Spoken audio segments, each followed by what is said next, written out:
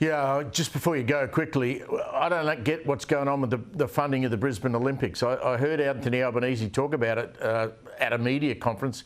I didn't hear one word of what he was actually going to do. Why is are they so reluctant to commit proper money to that? Well, look, they'd made a commitment to this project called Brisbane Live, which was a very exciting project in the heart of the city. But what's happening is the Crisafulli government want to sort of negotiate a deal where that money goes to, elsewhere in the whole thing to pay for the Olympics, so other infrastructure for the Olympics. Now, I'm going to say something which isn't very popular, but this is all a bit out of control now, Steve. We're heading for at least a $15 billion bill for the Olympics, and this was sold to the community as cheap and cheerful. The former Lord Mayor of Brisbane, Graham Quirk, and other mayors said this would be done using existing infrastructure, and now we're off on the spendathon of all spendathons. And meantime today, the Prime Minister was hit up to provide funding for the Story Bridge. And I think quite rightfully said, well, no.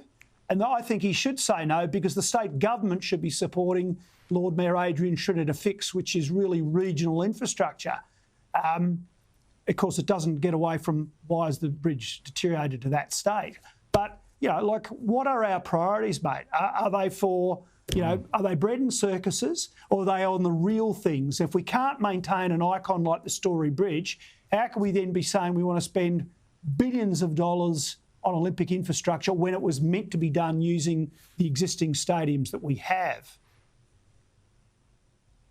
Yeah, I reckon we'll have a longer conversation about infrastructure spending, Campbell. It's always great to catch up with you on a Friday night. Thank you very much for that.